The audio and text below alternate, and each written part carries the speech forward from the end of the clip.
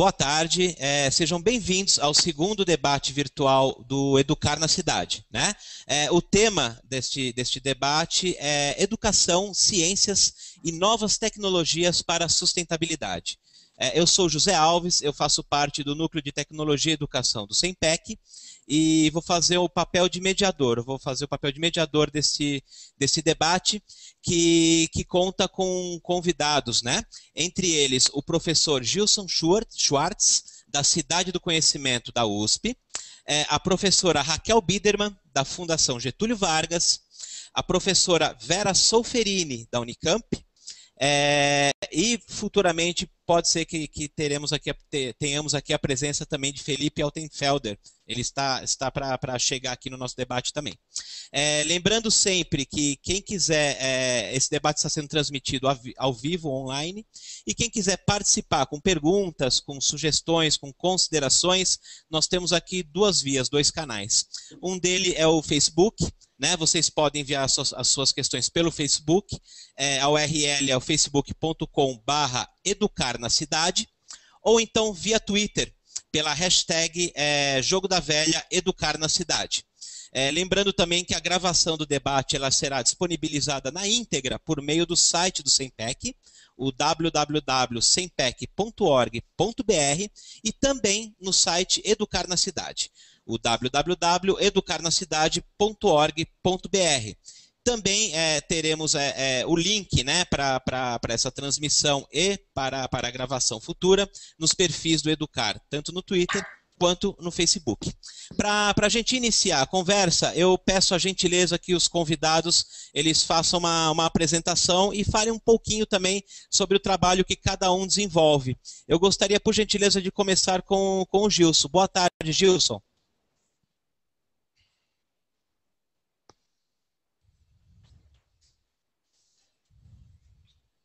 Gilson, está me ouvindo? Acho que tivemos um pequeno probleminha aqui com o Gilson. Vamos então passar para a professora Raquel Biderman. Depois a gente volta com o Gilson. Boa tarde, professora Raquel. Boa tarde, está me ouvindo? Sim, estamos ouvindo. Então, um prazer estar aqui com vocês e colaborar com o SEMPEC de novo. Essa iniciativa é muito bacana. Eu tenho trabalhado na área de sustentabilidade há 20 anos, com foco mais no tema de meio ambiente. Hoje eu coordeno um curso na Fundação Getúlio Vargas que se chama Gestão para o Baixo Carbono, de formação continuada, que busca introduzir os temas das mudanças climáticas para profissionais de diferentes áreas. E sou pesquisadora também num centro de pesquisa chamado WRI, World Resources Institute, que é um instituto de pesquisa ambiental que foi criado nos Estados Unidos, mas hoje está presente em vários países do mundo, trabalhando com pesquisa e educação na área do meio ambiente. Obrigada pela oportunidade. Muito obrigado, professora. Eu peço a gentileza da apresentação da professora Vera Solferini, da Unicamp. Boa tarde a todos. Muito obrigada pelo convite, por participar dessa iniciativa, sempre muito boa, muito bem-vinda. Eu sou bióloga, faço pesquisas em genética e evolução, e também sou bastante envolvida com as tecnologias educacionais na Unicamp e participo de alguns projetos educacionais importantes que a gente vem desenvolvendo, dentre eles o REDFOR, que é educação online, cursos de pós-graduação online para professores da rede pública, um projeto Profis, que é um curso de graduação para alunos da rede pública, selecionados através das notas do Enem, um curso especial que depois fornece uma entrada na faculdade, nos cursos de graduação, e também estou envolvida em outros projetos de inclusão que a Unicamp está começando a participar. É isso. Obrigada. Muito obrigado, viu, professora? Professor Gilson, vamos ver se a gente já restabeleceu aqui o sinal, né? Eu peço a gentileza da sua apresentação. Alô, tá dando para ouvir? Sim, sim. Ok, não, porque eu estava com o microfone fora. Bem, eu sou Gilson Schwartz, aqui da USP, da Escola de Comunicações e Artes, e coordenando o projeto Cidade do Conhecimento, é um grupo de pesquisa já há 13 anos. Nosso foco é inclusão digital, temas ligados à educação e novas mídias, E nesses últimos 2 anos, a gente está trabalhando muito com games, em associação com a rede Games for Change. E já nesse momento, inclusive numa reta final do ano, mobilizando para o festival Games for Change América Latina. Então, o pessoal que está acompanhando já fica convidado a visitar o nosso blog www.gamesforchange.org.br. Obrigado. Então, eu queria começar já com uma questão, gente, aproveitando que o professor Gilson falou aí sobre o trabalho que ele desenvolve com games, né? Nós recebemos aqui uma pergunta via Facebook do Otacílio Pinto de Carvalho. Ele começa aqui a consideração dele fazendo uma comparação entre as brincadeiras antigas, as gerações do pai dele, dos avós, com as brincadeiras dessa nova geração, né? Diz ele que as brincadeiras antigas, como eram muitas vezes brincadeiras na rua, que não necessitavam sequer de um brinquedo, né? Elas estimulavam, no olhar do Otacílio, estimulavam mais a imaginação, diferente das crianças, enfim, trazia um incentivo a essa questão da imaginação da criança. E na visão dele, hoje, com a quantidade crescente de jogos eletrônicos e de brinquedos, essa imaginação, essa criatividade não é tão estimulada. Eu gostaria de saber qual é a opinião de vocês sobre essa questão. E partindo desse princípio, ele fala, educar para quê nessa cidade de hoje, né? Qual é o objetivo dessa educação permeada com tantos, segundo ele, apetrechos que desestimulariam a criatividade dos jovens e das crianças? Professor Gilson, se quiser começar. Bora. Bem, a discussão sobre games, em geral sobre tecnologia, muito frequentemente cai nesse tipo de simplificação, vamos dizer assim, ou talvez um maniqueísmo, mas de modo geral eu diria que é uma simplificação, que é você focar num objeto, no caso uma tecnologia, seja eletrônica, seja qualquer outra tecnologia, você foca naquele objeto como se ali se concentrassem os problemas, né? A rigor não é bem assim, né? Digamos que é bem mais complicado do que isso, e nas ciências humanas, acho que a gente buscando várias perspectivas, tanto na área de educação, pedagogia, mas também história, política, psicanálise, a gente vai encontrar várias respostas que contextualizam a tecnologia, contextualizam os objetos que nós utilizamos na nossa vida cotidiana, de tal forma que a gente desenvolva uma visão crítica, porém não maniqueísta, não dogmática e principalmente sem querer transformar a própria tecnologia num bode expiatório. O primeiro comentário que eu faria nessa linha vai muito na direção da própria psicanálise, né? Quer dizer, o brincar, né, isso Winnicott é um autor que fala muito nessa importância do brincar na própria formação do sujeito, né? O brincar, ele começa com o brincar com o próprio corpo, ou até brincar com o seio da mãe. Quer dizer, a formação do indivíduo ela é indissociável de uma relação com o espaço exterior que vai surgindo a partir do momento que ele sai do útero. Ali não tem tecnologia nenhuma, ele olha e vê um peito. Depois do peito da mãe, depois da amamentação, é uma sequência de processos e de encontro com outros objetos e com outras pessoas. E a grande pergunta é, o que nós, como sociedade, como famílias, somos capazes de fazer para assegurar que esse encontro pós-uterino, que esse encontro com o outro, o encontro com os objetos, seja de fato um espaço de brincadeira, de ativação do imaginário, saudável, ou não.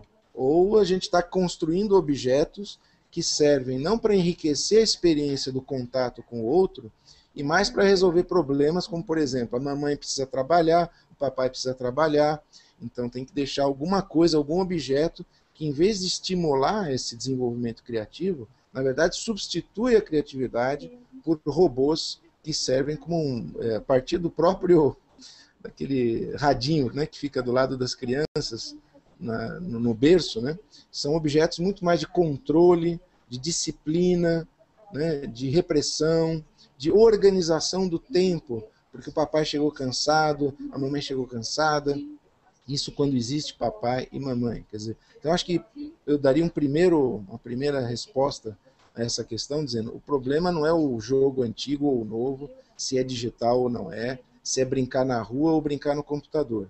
A questão é que famílias, que vidas sociais nós estamos organizando, de que maneira nós estamos usando a tecnologia para enriquecer isso que é inerente ao indivíduo desde que ele sai humano do útero. Embora também entre os animais, muitos pesquisadores observem a brincadeira como um processo também de aprendizagem. Pelo menos aquilo parece uma brincadeira, a gente vê os filhotinhos brincando de lutar, né? Eles estão aprendendo a lutar. Então é um processo ao mesmo tempo de externar impulsos e de desenvolver competências e capacidades. Eu não colocaria a culpa na tecnologia, e sim no mau uso da tecnologia numa sociedade em que papai precisa trabalhar, mamãe também, ninguém tem muita paciência para, enfim, oferecer, né, não só o peito, mas oferecer esse calor humano, esse acolhimento. Né? Alguém mais tem alguma consideração a fazer? Algum convidado?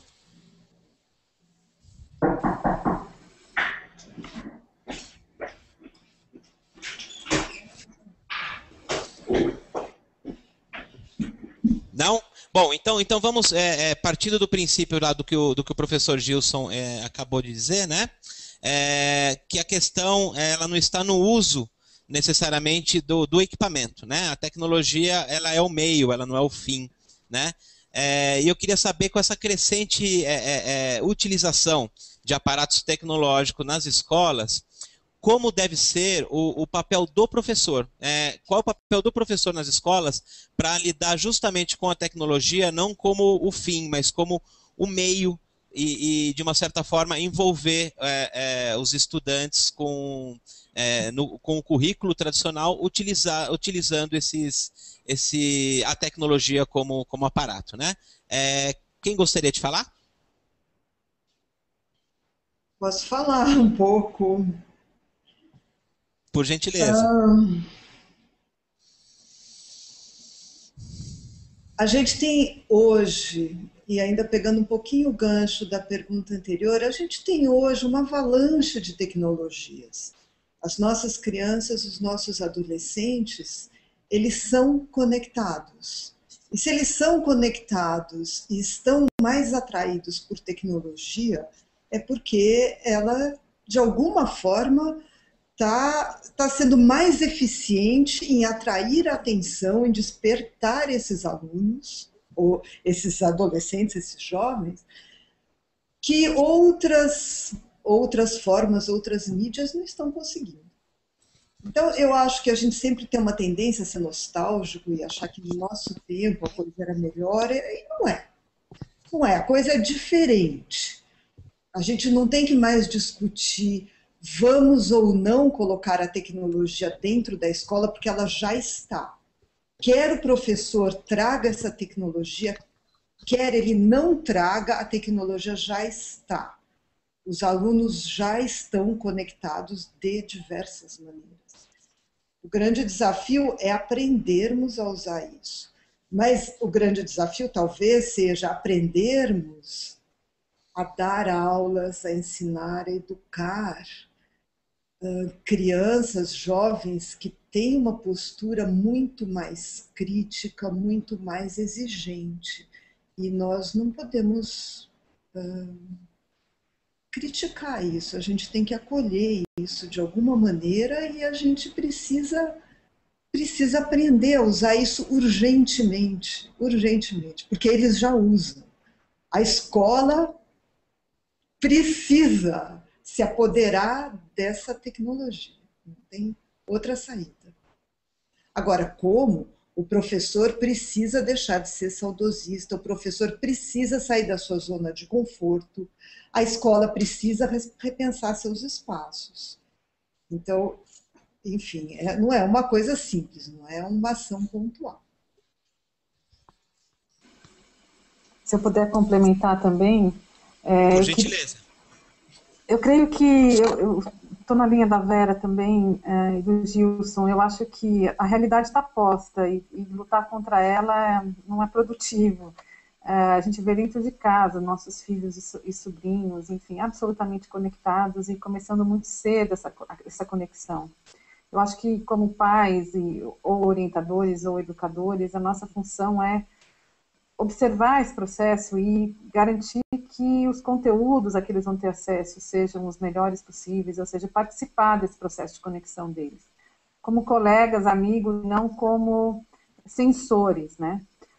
Porque acesso à informação é uma coisa hoje muito simples, se você está plugado na internet. Portanto, é o tipo da informação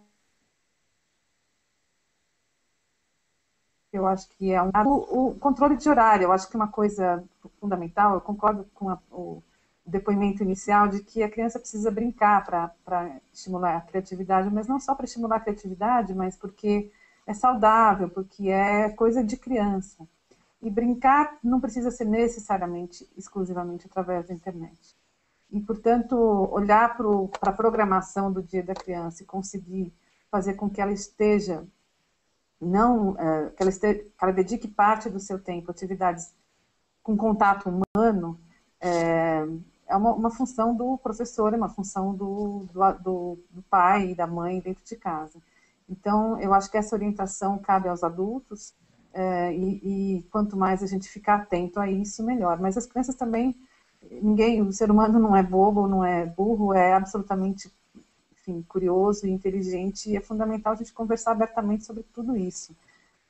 Eu acho que professores que estão hoje, a transição é muito forte, né? E as tecnologias mudam muito rapidamente, portanto, se atualizar é um desafio. E aí esses professores precisam, acho que, de apoio mesmo da escola ou de instituições não governamentais que fazem parcerias também, cada vez mais, para poder formar esses formadores no uso inteligente dessas tecnologias. Mas que elas estão aí, elas estão, e a gente tem que lidar com elas da melhor forma possível. Estão para nos ajudar e não para nos atrapalhar. Muito obrigado, professora Raquel.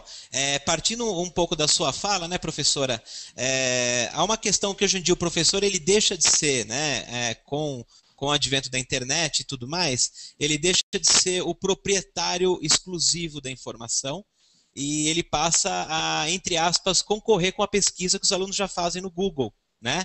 Então eu vejo o professor, eu particularmente, vejo o professor muito mais, não só, mas também como um mediador dessa pesquisa, né, do que foi encontrado ou não nesse universo, que é tão amplo, né, com coisas tão legais e outras que não necessariamente correspondam ao que está sendo pesquisado. E eu gostaria, ou o professor Gilson ou a professora Vera, que falasse um pouco desse papel do professor como mediador, que eu acho que, imagino eu, se eu estiver errado, peço que vocês me corrijam, que é um novo jeito do professor conversar com a turma, né? Algo que antes ele era o detentor exclusivo da informação. Ou o professor Gilson ou a professora Vera, por gentileza. Posso falar? Eu queria falar uma coisa. Pode falar. Essa mudança do paradigma do professor como repositório do conhecimento, ela já foi proposta muito antes da gente ter internet, né? Essa mudança de atitude, enfim, a escola construtivista, etc., isso tudo já existe há muito tempo. Então, não é novidade nenhuma. Eu acho que a novidade é a popularização do acesso ao conhecimento, né, que a internet trouxe, mas que o professor já devia ter esse papel mudado há muito tempo, eu acho que já era um foco de discussão, né? Professor Gilson, tem alguma consideração a fazer? Eu gosto de usar, eu gosto de criar palavras, né? Eu me divirto inventando algumas palavras. Uma que me surgiu há um tempo atrás é a do professonhador. Eu acho que tem a ver com o mediador, mas talvez seja um professor meio xamânico, um professor meio mentor. É alguém que estimula realmente a sonhar e a enxergar no conhecimento que é compartilhado, que é transmitido, algo que não está explícito, é algo que está além do código, está além do que está registrado. Talvez pudesse chamar de um conhecimento tácito. Há toda uma discussão aí na epistemologia, na filosofia do conhecimento, se é possível até identificar essa fronteira, né, entre o que é o conhecimento codificado, registrado, que está em livros, que está no Google, enfim, que está codificado, ainda mais na internet, literalmente transformado em código, em alguma coisa que é da ordem do imaterial, do intangível, do tácito, né, que não é formal, mas que depende efetivamente do contato, não apenas dos indivíduos entre si, mas dos indivíduos, individual e coletivamente, com algo que está nessa dimensão que é do imaginário, e que, segundo, pelo menos algumas linhas da psicanálise, tem a ver com essa nossa qualidade de vida pós-uterina. Já desde criança tem a ver com essa capacidade de sonhar, capacidade de brincar, capacidade de perceber que a realidade está aí, que os objetos estão aí, mas que o que aparece não é tudo, né? Não esgota o significado da realidade. Na verdade, o real está sempre um pouco além do objeto que está dado.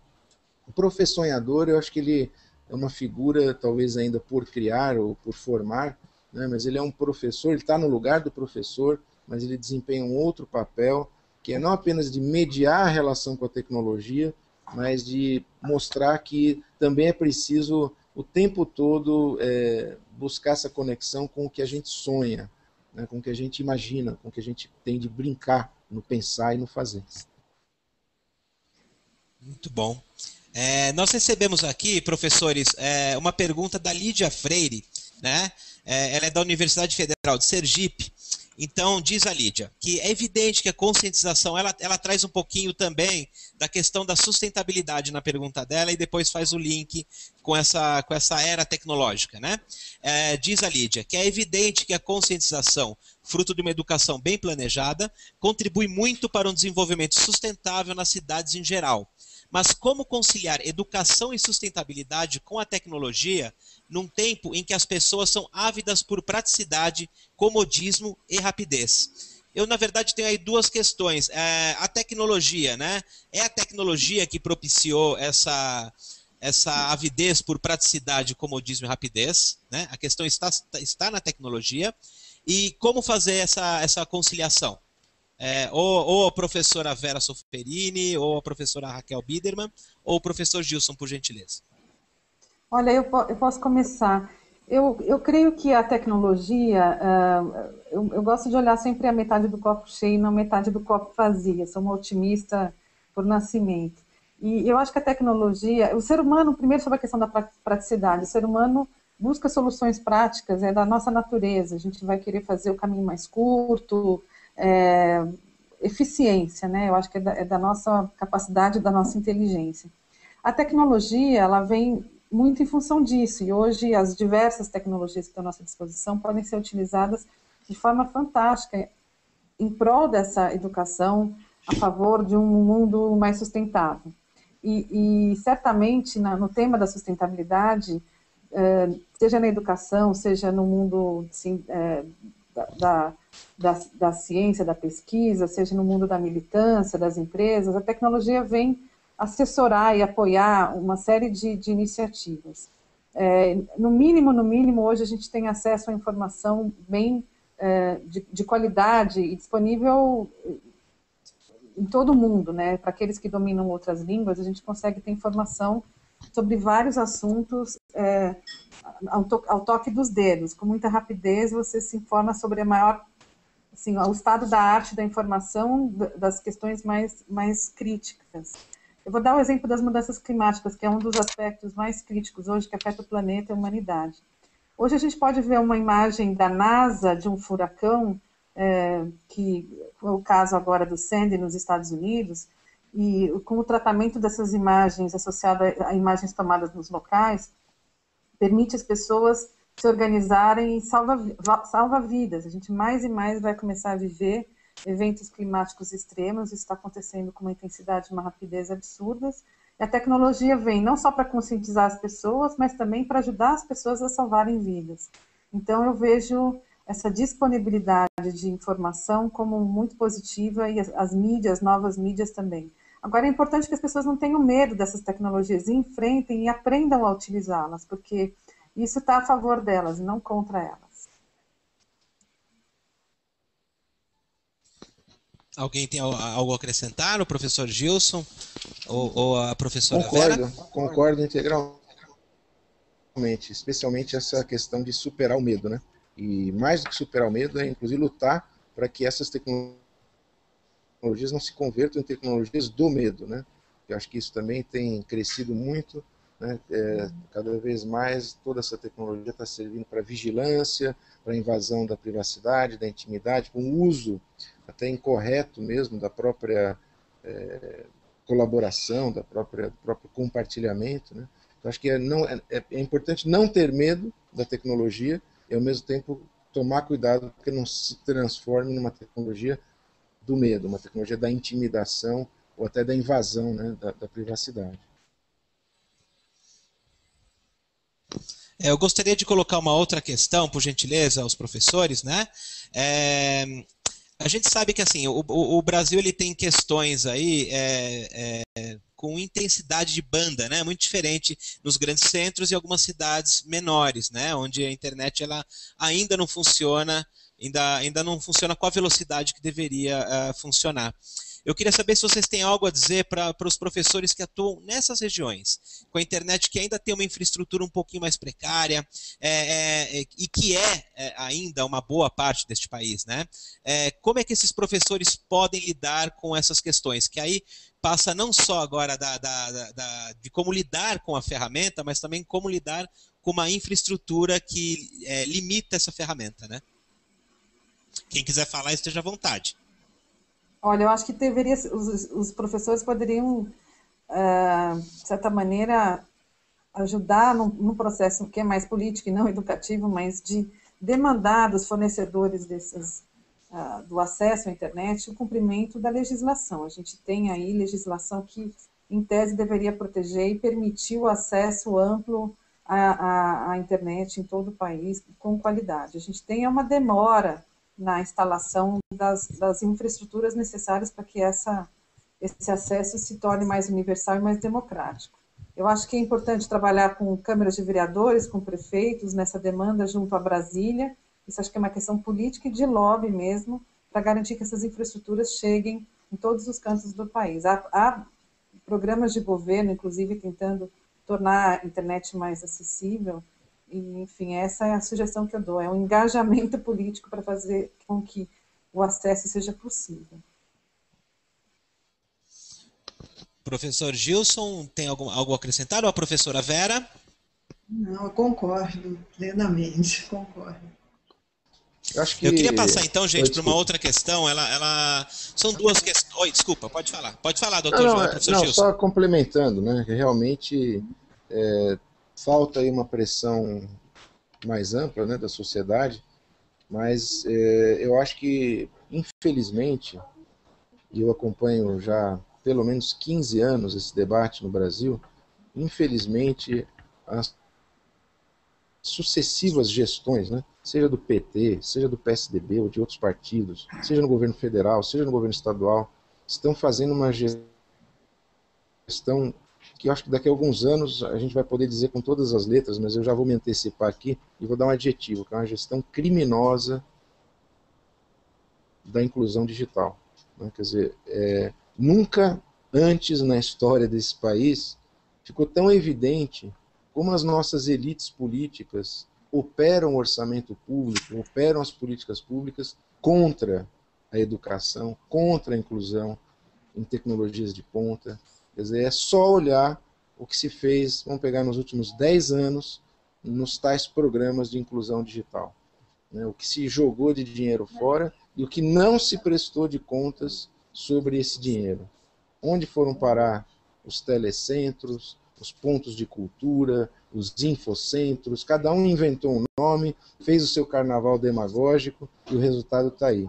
Uma educação de péssima qualidade, uma comunidade de professores despreparada, a ausência de uma agenda real de política, de inclusão do Brasil na sociedade da informação. Tá? Então, é muito triste, é muito triste. Eu acho que tem um lado da sociedade, com certeza, temos que nos mobilizar mais, mas tem o lado dos governos, e são vários, em várias escalas, municipal, estadual ou federal.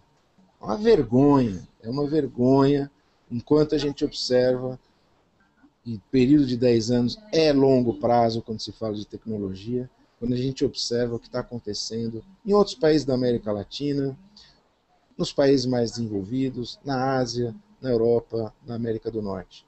O Brasil está sendo condenado ao atraso tecnológico, e aqui, política pública é sinônimo de subsidiar produção e venda de automóvel.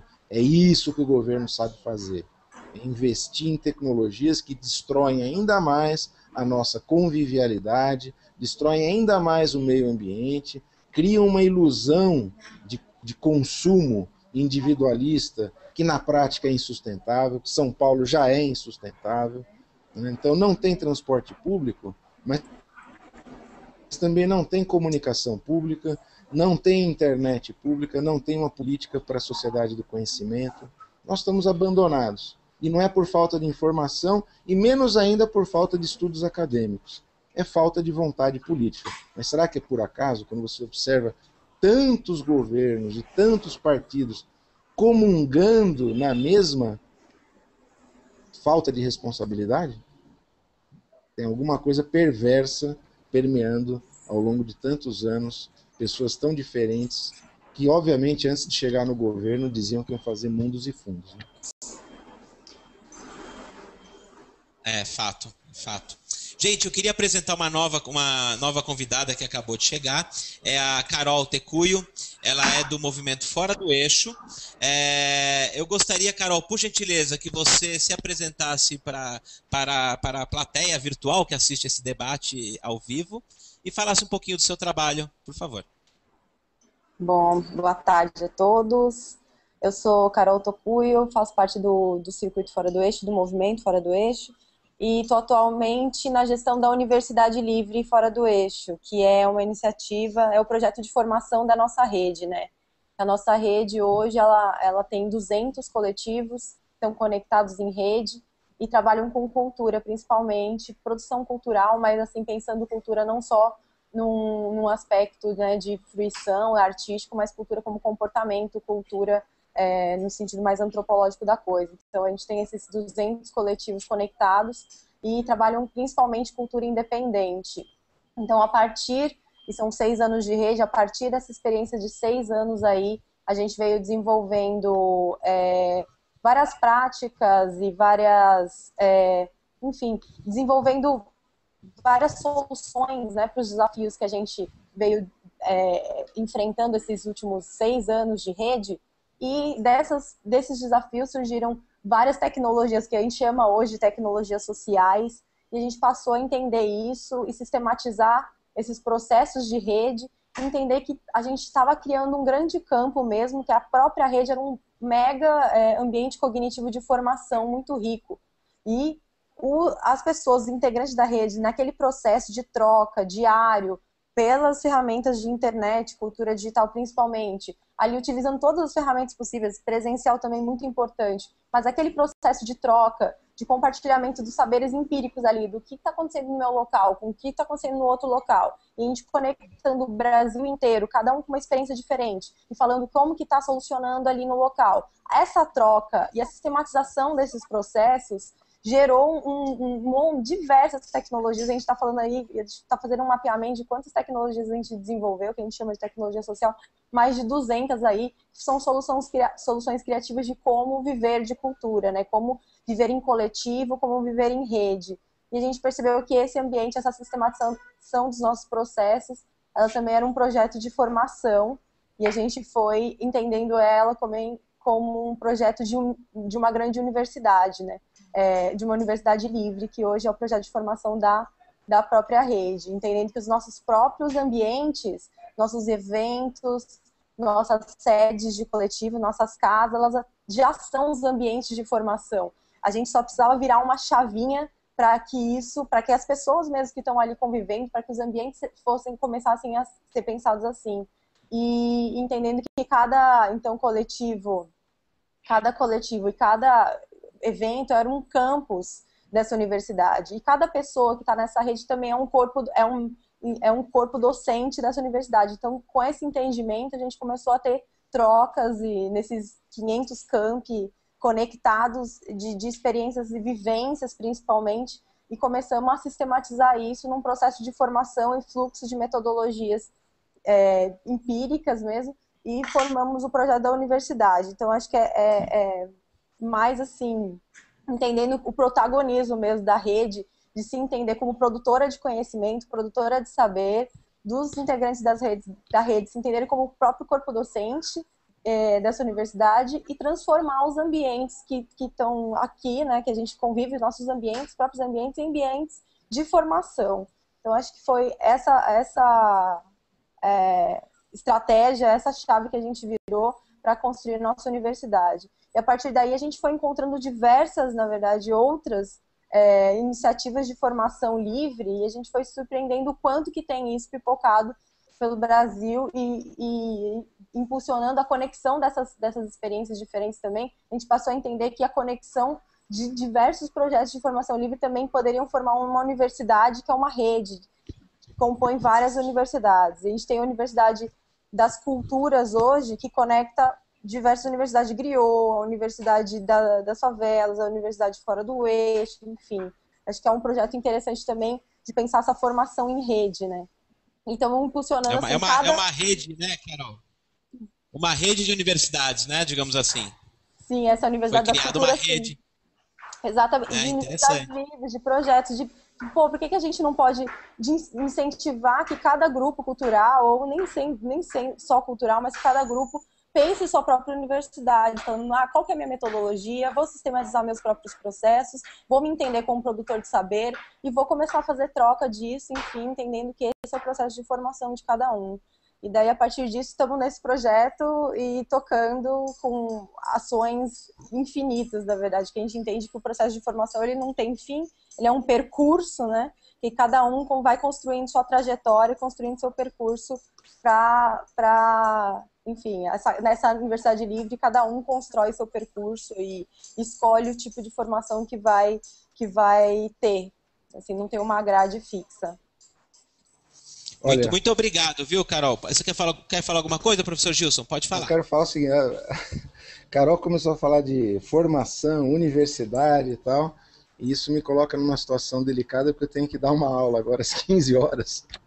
Então eu vou pedir desculpas e agradecer ao mesmo tempo a oportunidade de participar desse bate-papo fantástico. Espero que a gente repita essa experiência, muito legal, inclusive tecnologicamente tudo funcionou, muito bom.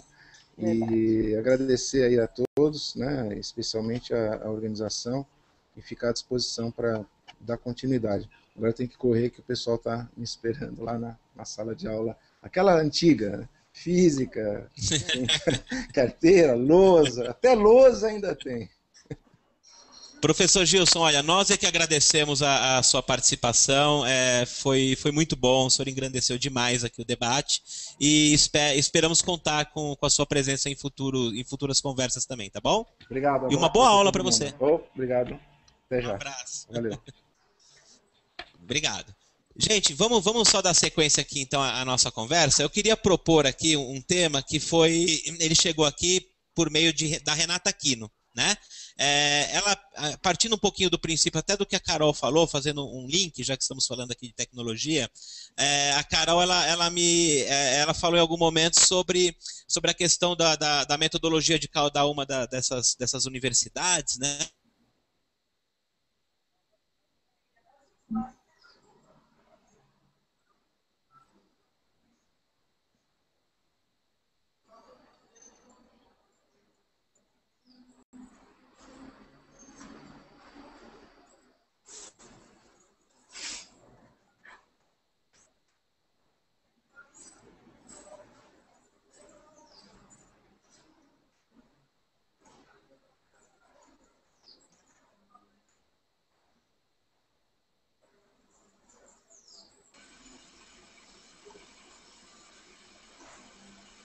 Ele caiu, né? Acho que ele caiu. Carol, mas muito interessante essa tua experiência, hein? Nunca tinha ouvido falar, bacana. Mas é totalmente, enfim, imagino que sejam jovens, uma turma mais jovem, certo? Engatando nisso daí.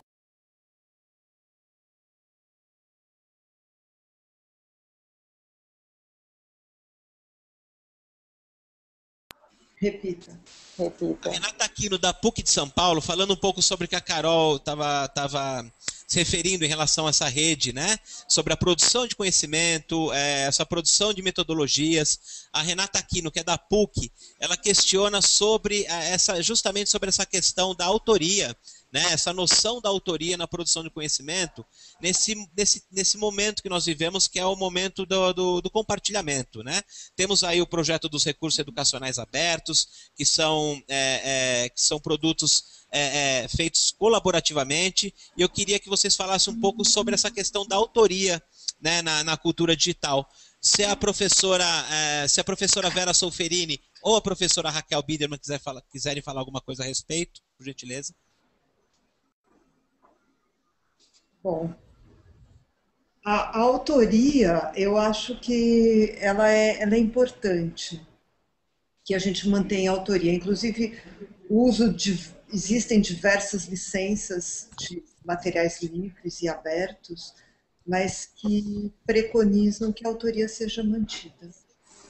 Mesmo se a autoria for conjunta, eu acho que é importante ela ser mantida. Eu acho importante a pessoa assumir o que ela fez, responder pelo que ela fez, ser louvada pelo que ela fez, enfim. E mesmo que aquilo seja um ponto de partida para outras coisas, para aquilo ser modificado, etc. Mas acho que a autoria ela é importante, sim, ela não deve ser desprezada. Muitas vezes ela é um incentivo até para a própria produção. A autoria não quer dizer a propriedade, né? Ela quer dizer simplesmente o reconhecimento da autoria, não da propriedade sobre a obra. A professora Raquel tem algo a complementar, professora? Ou a gente pode passar para uma outra questão? Só pegar um ponto da Vera sobre a questão da propriedade versus autoria. Eu acho que há uma tendência, um reconhecimento de que o sistema de propriedade intelectual, a legislação amarrou demais, nos amarrou demais, né? A gente ficou muito preso à questão de remuneração, à questão de pecuniária, enquanto que a cogeração e o criar conjunto, autorias coletivas, elas não são necessariamente reconhecidas muito bem por esse sistema de propriedade intelectual. E a internet vem quebrando essas barreiras, eu acho que de uma forma muito interessante, porque eu acho que era realmente necessário criar limites para esse sistema de propriedade intelectual tão fixado na remuneração, que não permitia acesso a conteúdos, né? Essa ideia, essa iniciativa que a Carol compartilha com a gente, do criar coletivo, do coeducar, demonstra que é possível fazer de uma forma livre, sem uma preocupação, talvez, com essa questão da propriedade intelectual. Isso é algo muito sério a ser debatido para a gente evitar que a informação não seja acessível a todos. Perfeito, professora. Eu tenho uma questão, a gente já está chegando aqui nos momentos finais, né, do nosso encontro, muito proveitoso, aliás, eu como mediador estou adorando ouvir e aprender com todas vocês. Eu queria fazer uma pergunta especificamente para a Carol. Carol, eu recebi aqui uma mensagem da Cacá Charu. Ela ouviu atentamente a sua experiência sobre esse aprendizado em rede que vocês do Fora do Eixo estão disponibilizando, né? E ela primeiro registra que achou a experiência muito legal e pergunta também, Carol, se há o registro o registro ou a sistematização dessas tecnologias e se é público, se as pessoas conseguem ter acesso a esses documentos. E se vocês fazem algum tipo de trabalho com professores ou educadores sociais. Legal. Sim, existe a Wiki Fora do Eixo, que é wiki.foradoeixo.org.br, que a gente disponibiliza tudo que a gente faz, desde ata de reunião, programa tudo, assim, as tecnologias, as cartilhas, a gente faz tutorial de tudo, assim, tutorial de como arrumar, trocar, buscar alguém no aeroporto, sabe? A gente vai incentivando que cada coletivo sistematize mesmo seus processos, seja ele pequenininho, tem como distribuir seu CD pelo país, como montar uma moeda complementar, baseado em lastros de trabalho, tem como, enfim, tem milhares de tutoriais aí que tem na Wiki, a gente está, inclusive, agora com uma campanha para conseguir colocar tudo mesmo na Wiki, né, porque a gente normalmente vai fazendo, e essa parte do compartilhar, ela é muito importante, e até puxando um gancho do debate anterior, a questão da autoria, ela é importante, mas ela tem que avançar. O debate de propriedade intelectual não pode mais existir propriedade intelectual. Isso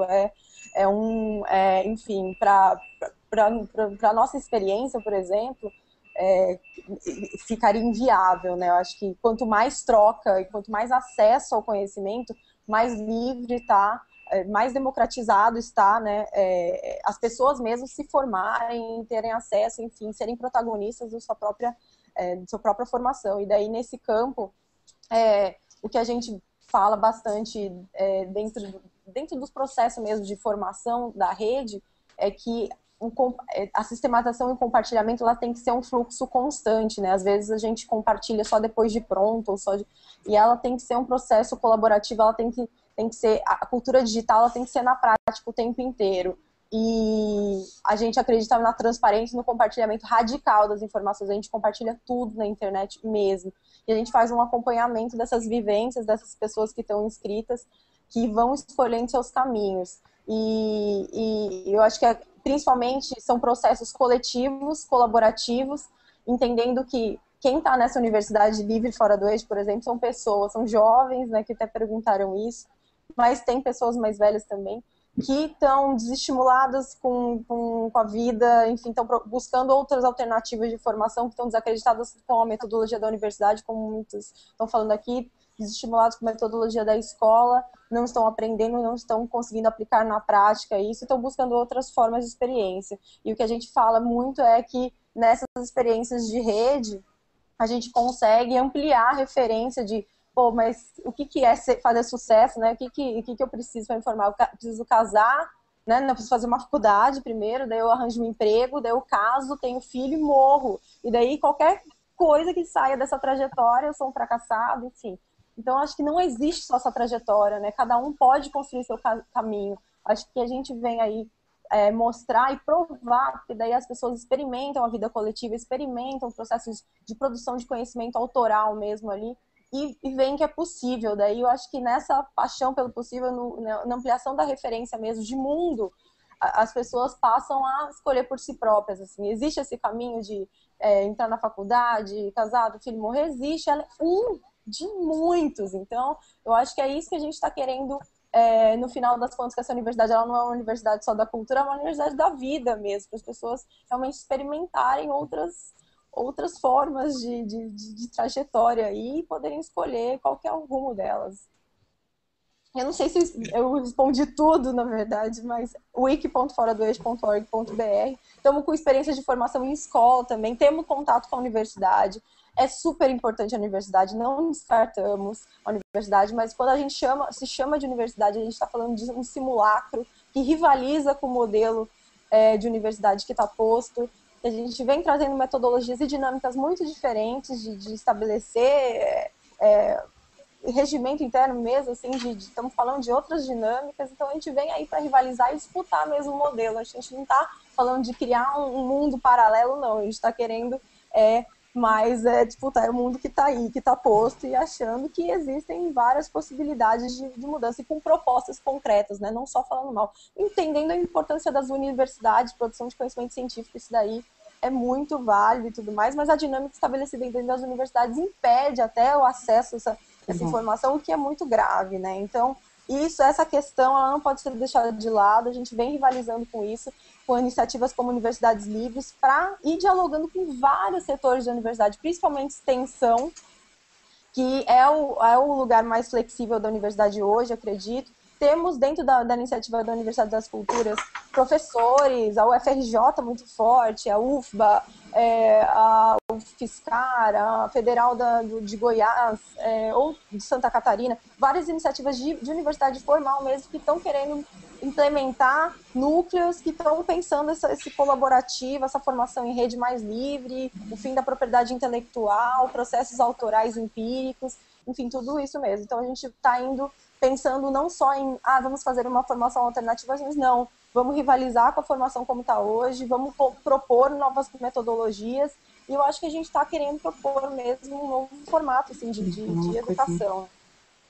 Eu queria complementar uma coisa aí, eu estou adorando ouvir a Carol falar, acho que ela representa uma geração que vai mudar realmente esse mundo, acho que agora a gente está vendo uma geração que vai chacoalhar, e queria fazer um paralelo com essa Universidade Livre que ela compartilha aqui com a gente agora. Confesso que eu não conhecia, já estou apaixonada, já anotei aqui, vou procurar vocês na internet imediatamente. Mas queria fazer um paralelo com a Rio Mais 20 e todo o processo que aconteceu lá no Aterro do Flamengo, que a gente assistiu outras iniciativas parecidas, complementares com as que a Carol revela aqui, que demonstra realmente uma insatisfação muito grande, que está movimentando muita gente, colocando, gerando processos de criação coletiva, fugindo do modelo, eu diria, capitalista mesmo. Acho que tem uma nova proposta aí de construção de um mundo diferente, e a gente vê isso muito nos jovens.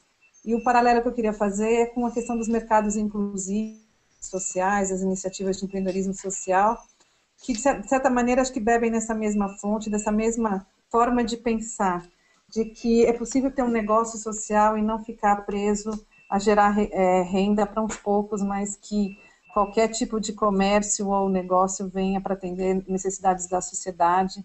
Então, não queria deixar de fazer esse paralelo, porque eu acho que na Universidade Livre da Carol estão os empreendedores sociais que estavam lá na Rio Mais 20, demonstrando que é possível fazer diferente. E eu só acrescentar um negocinho que até que a gente fala muito, que é a professora Ivana Bentes puxa muito, fala assim, os jovens de hoje vão inventar seu próprio emprego, né? A gente está inventando o próprio emprego, então hoje realmente a gente está entendendo que ambiente de formação é a rua, não é só a escola, são as cidades mesmo, formativas. E eu acho que cada um, nesse processo autoral de protagonismo mesmo, vai inventar a sua própria... Hoje não tem um mercado fechado, não, as pessoas estão inventando, estão criativas, enfim. Acho que a gente está realmente vivendo um processo de mudança, e eu sou bem otimista mesmo. A Rio Mais 20 foi super importante, foi um encontro muito importante, potente. Estive lá, inclusive a Universidade das Culturas foi articulada lá também, foi importantíssimo o encontro. A gente está vendo um grande movimento social das culturas mesmo aí, se conectando em rede, e não só no Brasil, a gente está falando de um movimento que é global. Muito bom, gente. A gente está no finzinho do nosso debate, dá tempo de mais uma questão. Eu gostaria, se possível, de ouvir a opinião da professora Vera. É uma pergunta que nós recebemos aqui da Ivana Boal.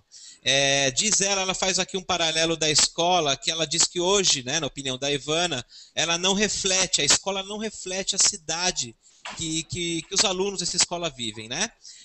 E ela queria saber como as tecnologias elas poderiam contribuir para a aproximação do conhecimento e do lugar onde os estudantes vivem. Eu lendo essa pergunta, eu me lembrei dessa produção cada vez mais forte, né, maciça, de vídeos, né? O YouTube é um canal onde os estudantes eles postam muitos vídeos, enfim, e há muitos projetos nesse sentido dos estudantes pesquisarem sobre o lugar onde vivem e depois produzirem um vídeo. É uma das formas, né? Eu gostaria de saber quais são as outras formas, né? Se utilizando as tecnologias, eu não, a Ivana gostaria de saber, professora, como é que a escola pode aproximar os alunos do lugar onde eles vivem?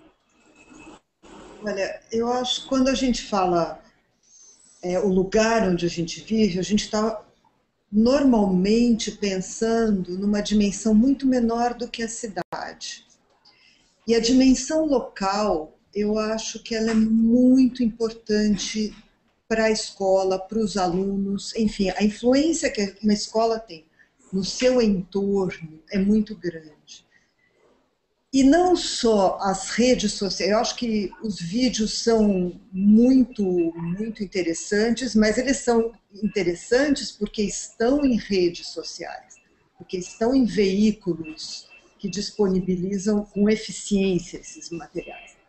Existem também hoje algumas propostas de plataformas educacionais georreferenciadas, onde você pode priorizar problematizações locais, ações locais, enfim.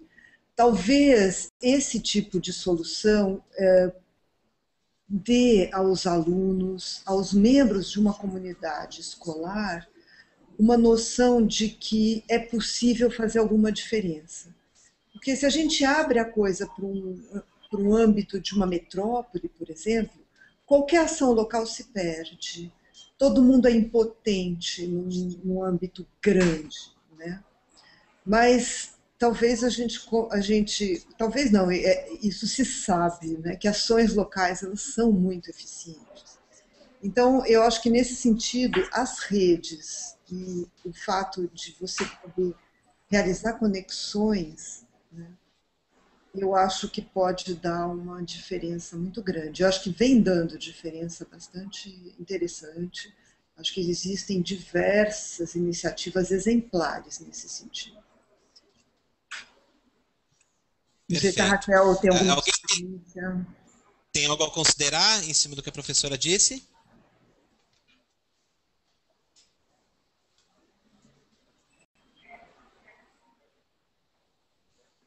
Bom, gente, então chegamos aqui ao final do nosso debate, né?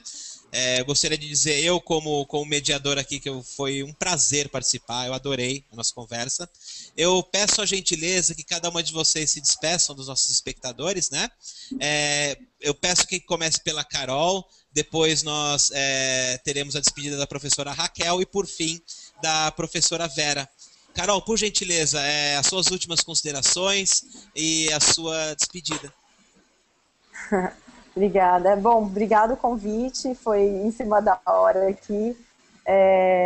Super bacana a iniciativa, muito bom conhecer e estar participando junto com essas pessoas desse tipo de iniciativa, que já é a nossa cara, isso aqui é meu dia a dia, eu participo de coisas, conferências assim, o tempo inteiro. Acho que as tecnologias estão aí para a gente usar, né, para a gente facilitar, e elas são só ferramentas, né, entendendo que a gente vive no mundo real. Acho que é isso, obrigada, não vou me estender mais também. Obrigada pelo convite, e quem quiser saber mais pode escrever para universidade@foradoeixo.org.br. Só lembrando que tem até dia 26 um mapeamento muito bacana de tecnologias sociais, sendo feito de tecnologias sociais aplicadas em escolas públicas, que eu não sei se vocês viram, que eu acho que para professores é muito importante. Estou com uma gama de professores aqui, então eu vou mandar aqui no chat um link que o pessoal da revista Fórum, do Fundação Banco do Brasil, estão fazendo um mapeamento de tecnologias sociais que estão sendo aplicadas na escola, é um concurso Aprender e Ensinar. Daí acho que tem tudo a ver com esse debate aqui, sim, só para colocar, que eu lembrei agora. E obrigada, gente, prazer em participar aqui, e um beijo para todos. Antes das considerações, por gentileza, da professora Raquel, Carol, só para avisar que o SEMPEC depois disponibiliza o link. Você entra em contato aqui, a gente coloca à disposição de todos no site, tá bom? Maravilha. Professora Raquel, por gentileza, suas considerações finais e o nosso agradecimento a você. Obrigada, eu queria parabenizar o SEMPEC pela iniciativa, acho que isso aqui é realmente muito rico. Foi a primeira vez, Carol, que eu participei, não estou tão acostumada a participar de Hangouts assim, e agora fiquei fã, quero fazer muito isso, acho que quebra um grande galho e resolve muito, para a gente poder se encontrar com pessoas que fica difícil, ou a gente não encontraria de outra maneira. Também vou querer dizer que tem uma instituição para a qual eu trabalho, que gera muitos conteúdos na área de meio ambiente, que pode ser bastante útil para quem está querendo mergulhar em vários assuntos. E o nosso site é www.wri.org.